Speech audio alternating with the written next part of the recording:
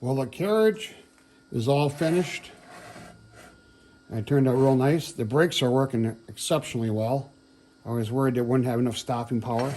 There's two, one on each side. That way, it depends on which side you're working on, you always have easy access to a brake. So today, this is a clamp that holds a seat post that will hold your bicycle, and that's going to attach to here on this plate. So we have the steel tube. We're going to mill a hole in here, and this is going to go in there and be bolted in from the top and bottom. And this here round is somehow going to get welded on here. Haven't figured it out yet. With this bolted on here, this has to slide in here and rotate. We got an interference fit here, about 3/1000. So there's mill scale on here, inside and out. And this is DOM, drawn over mandrel steel tubing. And it's not perfectly round. So let's take this over to the lathe and clean up that inside. So then it slides in there really nice to the lathe. This we want to fit in here. There's about a 3/1000 interference fit. How round is this tube? It probably has more than 3/1000 run out. So I'm going to go in here with this boring bar and take the slightest cut, the smallest, tiniest cut I could ever make. And we'll see if it fits. And if not, we'll go a little more. But that's the plan.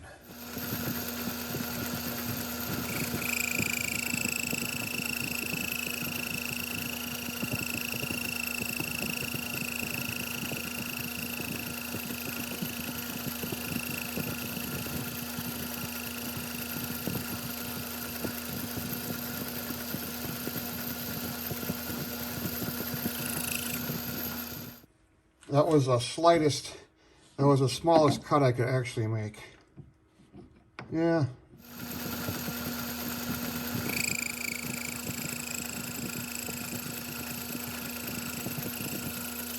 Okay, I think I got it this time. Oh yeah. Look at that. Perfect. The finish turned out pretty good. Let's move in there and take a look. Once we got past that mill scale, it has a very nice finish. I'm very happy with this. All right, what's next? I'm not sure, I gotta figure it out. I think we're going back to the Bridgeport mill. This plate has to be made into this plate. 3-inch hole, and that's for the part we just got off the lathe. I'm using a very worn 4-flute carbide end mill. I'm going to take lots of passes because this baby's really worn out. I don't want to replace it because it still has a little bit of life left. That might end today. I drilled a little over 1-inch pilot hole here. That way my end mill won't have to do any plunging. All it's got to do is keep going bigger, bigger, bigger. So let's just kind of do a little skim pass here, a couple thou deep, just to make sure my final diameter is not too big. First pass is going to be a depth of 20/1000, and I don't know if it's going to work out or not because those corners are really broken, but we'll see what happens. Time to make the chips.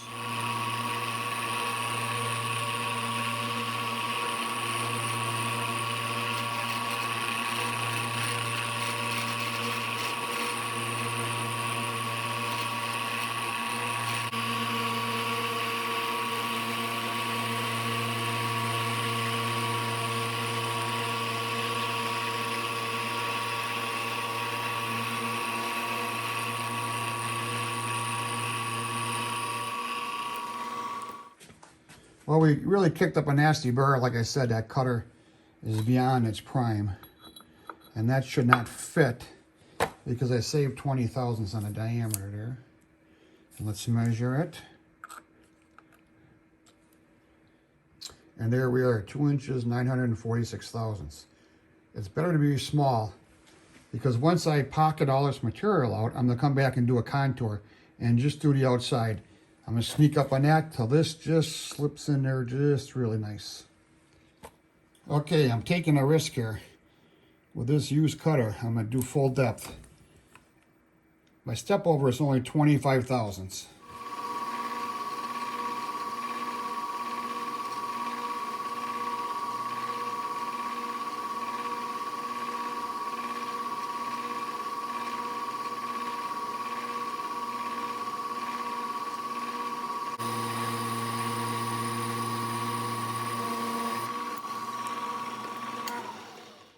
That's lots of chips removed here.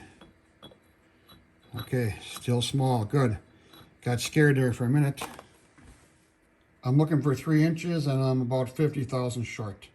Perfect.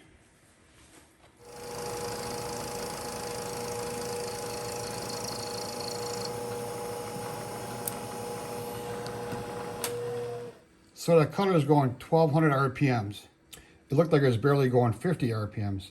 Has something to do with the camera, how that works. So let's see what we got here. Clean out any little chips we got here. We should be really close. In fact, I'm thinking this is it. Oh, yeah, we hit it. All right. So next we have to attach these two, and I could just put a weld bead in there, but I don't want to make it permanent. I want it to be serviceable. So I'm going to drill a hole here and a hole down from the top and bolt this together. So let me change my setup around. So this is that plate I just machined the hole in at a 90. This is going to fit into here. And I need to bolt it in with 2 5/16 bolts. So we're going to center drill and drill 5/16, copy and paste in the bottom. Time to make the chips.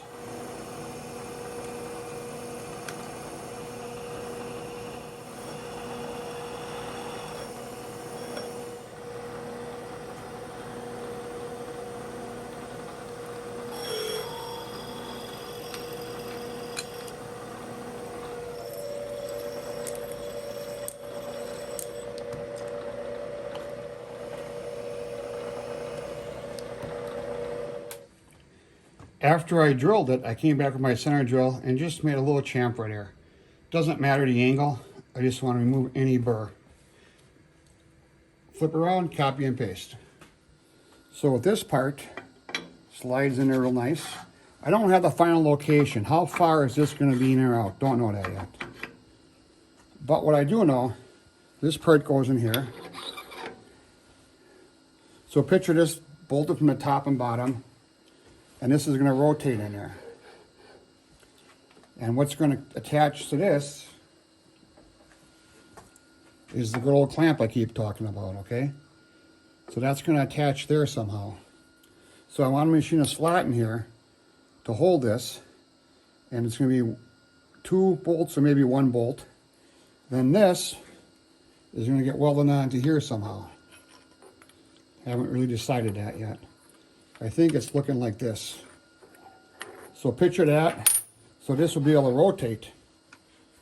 So this picks up your bicycle. It can rotate. The carriage goes up and down. So what we got to do, put a slot in there to hold this. So I found this stainless steel 5/16 18 cap screw. So I thought, well, before I slot this, let's just drill a hole in there. It's a lot more accurate drilling in the center of a lathe than the center of a mill. I'm just going to center drill, and I'll tap at a later date.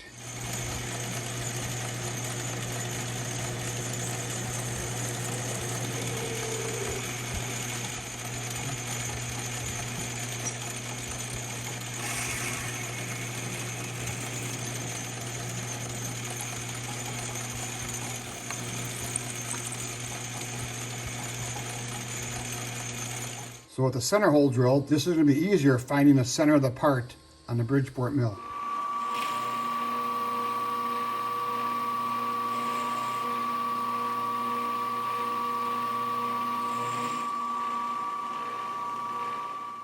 So I took a couple test passes, or I forgot to turn the camera on. Either way, that is a 4-flute high-speed end mill, 1/2 inch diameter. The slot we want is 1 inch deep and 1 inch wide. First, we're going to go for the depth, and then we'll make it wider. Time to make the chips.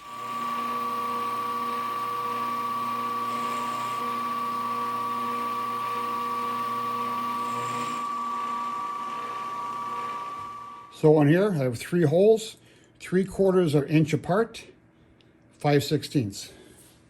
Center drill. Going to drill through this tube, 5/16, 3 holes. Time to make some chips.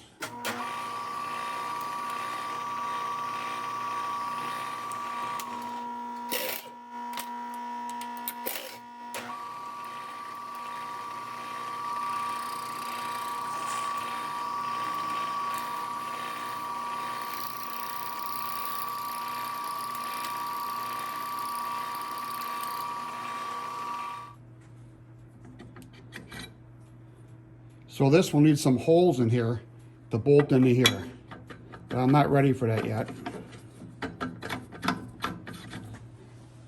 So this is going to slide in here, and we have to stop this from rotating somehow. For that, I'm going to use a 5/8 bolt. I got this stock, it's 1 inch, so I'm going to cut about 1 inch off. And that's going to be welded on here. So can you picture that sticking up? This bolt goes in there and pinches in here. I don't want this to slide out, so I'm going to put a groove in here all the way around. I'm going to make the groove a 1/2 inch wide. And this is a piece of axle left over from here, 1/2 inch. So that will go into this groove. This 5/8 bolt will push down on that. If I just have the threaded part going there, that can get all smashed over years of use and then not work very well. So this bolt is going to be tightened down by a wrench. This is 15/16, but I don't want the wrench to fall off. I want the wrench to be captured. So to do that on the bottom, I'll put a washer. Okay, this stops the wrench from falling down, but it still can fall off. So on the top, I'm going to put a spring, a flat washer, and a bolt. That's going to look something like this. All right? So this bolt's going to be a little bit shorter. So what you can do is lift on a wrench, you can rotate the wrench, and then you can turn it. You can tighten that down, or you lift, and you can rotate it the other way to loosen. Righty tighty, lefty loosey, okay? This way, the wrench can't come off. Now this will be shorter, so I'm not sure if you understand how this is going to work. Let's make it and see how it does work. I have to drill and tap here. For that, we're going to use the lathe. So as custom, first you face, center drill, drill and tap. Now this is galvanized steel, and when galvanized steel is machined and causes smoke, that smoke is very harmful. So I have a fan pushing from the tailstock. Let's take a look at that. And that fan is just going to blow any smoke that's created away from my face.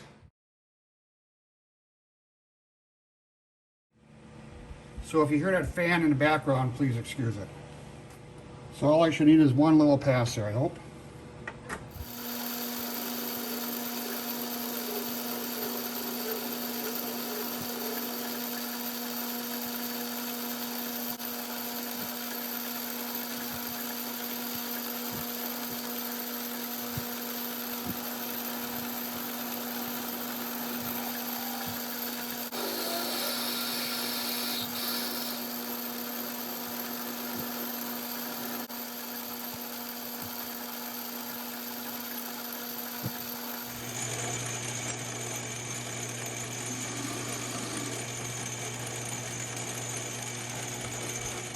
I don't know if you noticed, but when I was drilling, I added a lot of oil and I did a lot of pecks.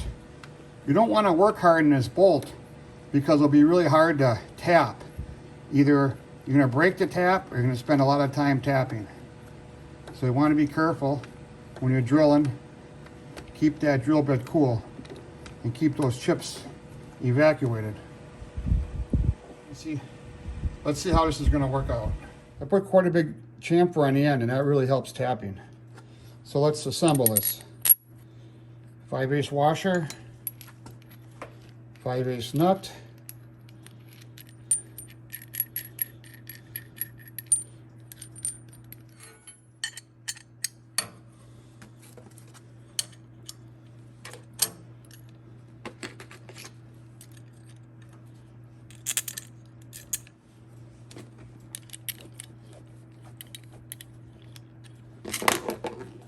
right, so if we're tightening this down and we want to reverse, yeah. This is one of those springs I salvaged out of something I took apart. I don't know when, but this is going to work perfect.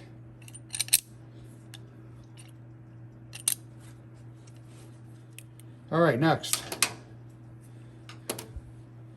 1 inch round. Going to be drill and tap 5/8. I think I'll make it 2 inches long to start with. I can always shorten it. Problem making it too short, you can't make it any longer. For this, back to the lathe. So this is 1 inch round, 2 inch long, 10/18. I center drilled, and now I'm going to drill all the way through, and I'm going to ream it 501. I'm going to come back and drill and tap 5/8 11 about halfway through. Time to make some chips.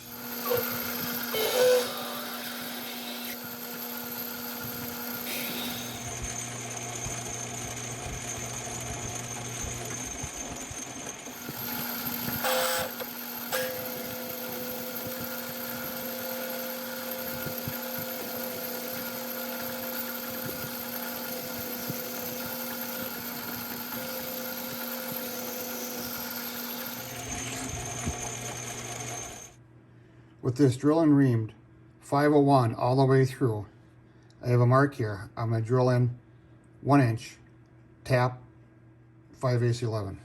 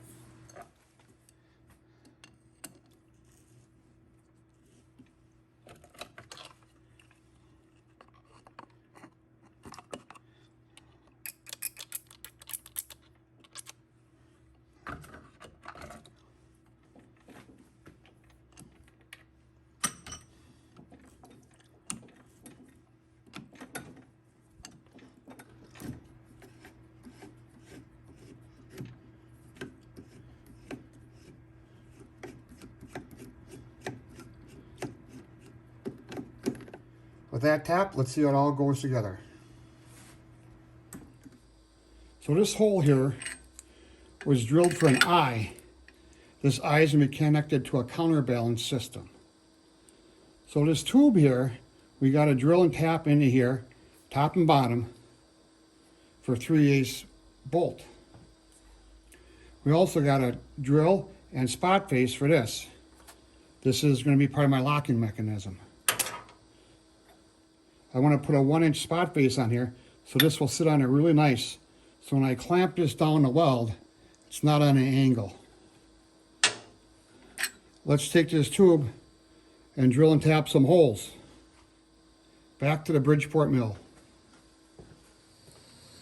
So this eye bolt is 3/8 16 diameter. We're going to drill and tap. So first we're going to drill through both walls, and then we'll tap the top one.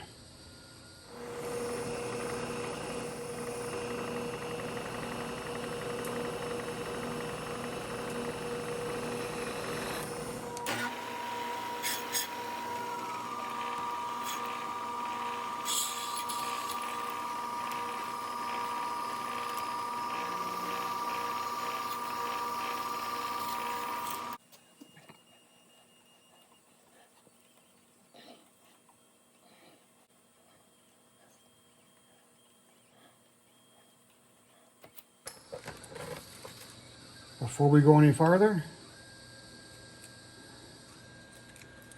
look at that, perfect. This is so we're going to center drill, ream, and counterbore.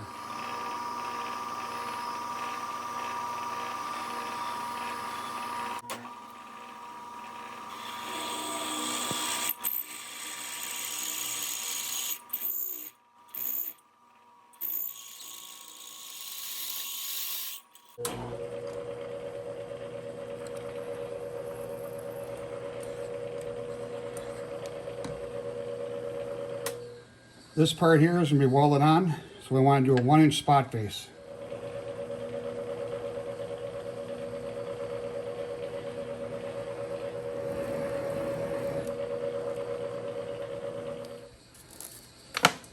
So before you go any further, check with the mating part. That's going to work out real well because I can put pressure on there when I weld it. Nice spot face in there. Off camera, I'll flip this over and drill that other hole.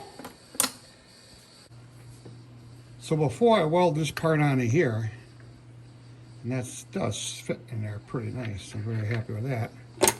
This is my plunger, and I want to put a groove into this part here. Right now your bicycle could slide out. So if I put a groove, and that's what this plunger is all about, put a groove in this part. This is a 1/2 inch wide. But how do I measure this? Well, I have a scriber here I built from a broken 1/4 20 tap and a piece of aluminum hex. Nice thing about this, it doesn't roll on your workbench. Hey, I made this, there's a video about it. So if I put the scriber in the corner and I lift this arm and I scratch it on both sides, look at that, I have my layout already done for me. Take these bolts off to lathe, and we do a little grooving. So can you see my scratch lines in here? Yeah, you can see them pretty good. So here's the plunger, 1/2 inch wide. I just got to take a series of cuts. I don't know how deep I want to go. I was thinking of an 1/8 inch, but you got to see what an 1/8 inch really looks like. Probably a 1/4 inch. All right, chip time.